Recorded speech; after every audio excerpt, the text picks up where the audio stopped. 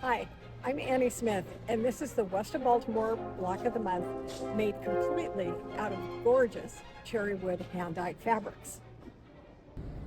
What is a Baltimore album and Baltimore album style applique? After the Revolutionary War, there was a group of women who were a part of an aid society in Baltimore, Maryland, and they decided to make Baltimore album quilts. It's like putting a scrapbook or a photo album together of the history of your family.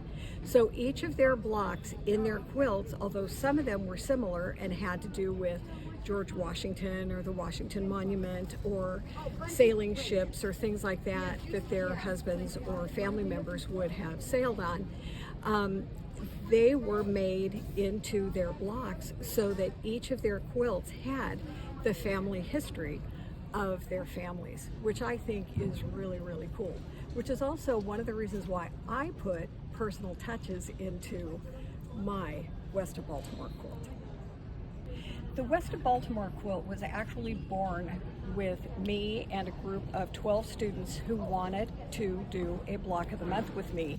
And because I love applique so very much, they wanted a Baltimore album style applique quilt. So I would design the first block and then teach it to them.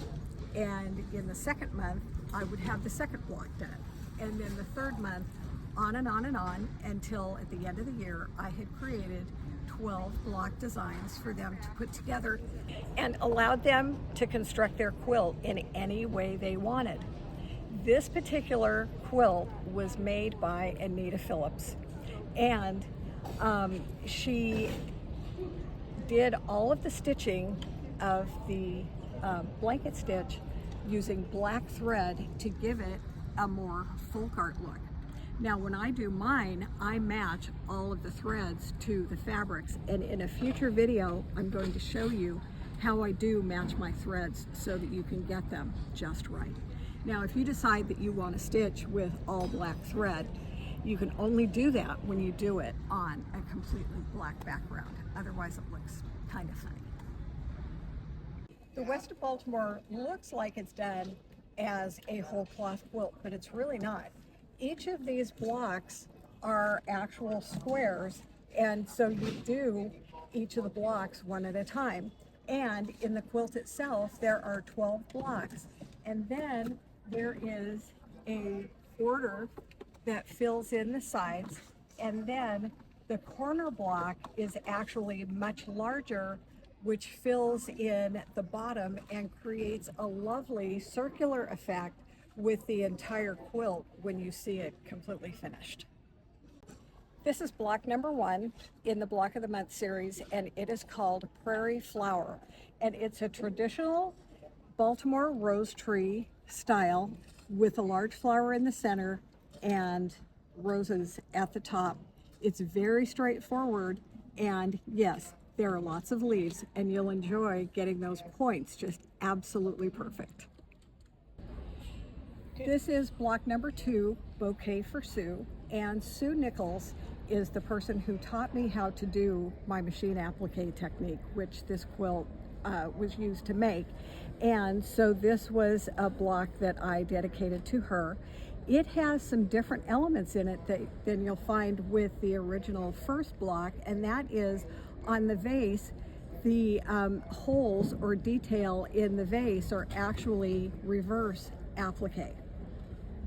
This is block number 3. This is called Scottish Rose, and it's very reminiscent of the first block, the Prairie Flower, because it is done also in a traditional Baltimore rose tree style with the large flower in the center, and then the smaller flowers which represent thistles, which is the Scottish flower, as a part of the design. This is block number 4. This is called Rose and Coxcomb, which is also a really traditional Baltimore album style block.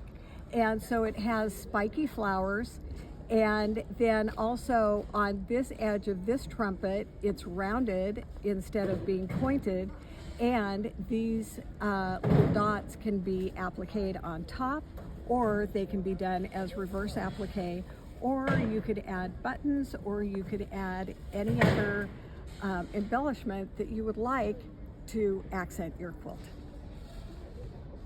This is the Elizabethan rose, and it's very simple. It has these trumpets, which are reminiscent of a trumpet vine.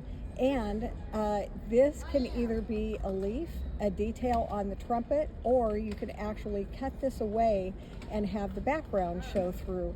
So you see there are several different options that you will have when you are designing your very own West of Baltimore quilt.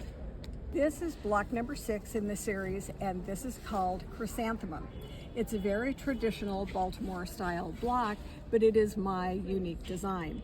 It has a pieced and then folded or tucked flower, which is 3-dimensional, and it's actually not meant to be stitched completely down.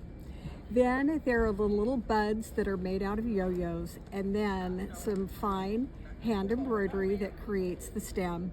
And it's just a very simple block, but it's actually one of my favorites because it's so unique. Number 7 of the series, this is called Autumn Wreath, and we wanted to do something that captured the seasons for the West of Baltimore. And so these are veins in the oak leaves, some little acorns, and then lovely pomegranates that are very traditional in Baltimore style applique. This block is Bountiful Harvest, and it was actually completely designed and created by me. And this cornucopia is, while it's a traditional part of Baltimore Album quilts, I used my grandmother's ironstone bowl and pitcher that she used as a young girl to create the design of the wheat sheaves and the curves on the cornucopia. And then I put in flowers that would have been found in my grandmother's flower garden, like the fuchsia and the trumpet vine and violets and hydrangeas and sunflowers. And so this is reminiscent of my family. And so this is where the quilt takes a personal note. This is also block number 9 in the series. This is block number 10. It is known as Ring of Rosebuds, and the center design in this particular block is a nod to the colonists who primarily came from England, and so this looks like a shield that would have been used by knights during that time. And so it has just a lovely assortment of roses, and it's just a very simple, very easy block to do. This block is number 11 in the series, and it is called Patriot Rose Ring. And again, a traditional Baltimore Album style setting and design for this particular block. And it's pretty simple. It has yo-yo flowers that kind of look like lollipops. You can actually add buttons or additional embroidery or whatever you wish, because the yo-yos are actually here and then in the center of the little daisies that are reminiscent of this. This is the final block of the series. It is block number 12, and I call it Roses, Flowers in a Vase. This particular block is a pattern that was designed by Rose Kretzinger, the queen of Baltimore Album applique. And so each of the different elements of the design of this are actually were inspired by Rose Kretzinger's original design. And I think it's a beautiful way to end making your blocks for the quilt, because with the fabrics chosen and the designs of the flowers, it really brings everything together in a very nice package. This is a border piece that helps to connect the entire quilt with the larger corner blocks. This is called the Flourish, and it was designed by Anita Phillips, who made this very quilt sample. She designed this border piece using the flowers that she really liked out of the original blocks. And so the piece is long and narrow and fits in this area right here.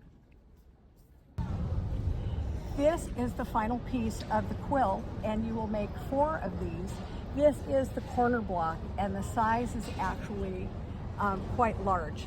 And it is a basket, again, with some of Anita's favorite elements of all of the other blocks, creating this lovely little vase of cut flowers that would have come out of a garden. And it includes a signature part of any of my appliques, which has a dragonfly.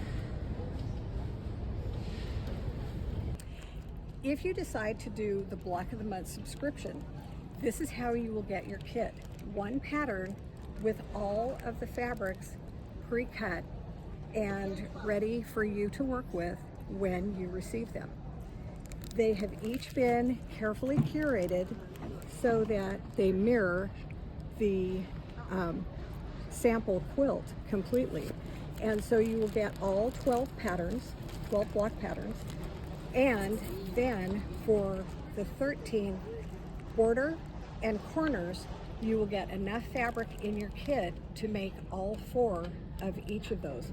Look at those colors and look at how absolutely gorgeous they are.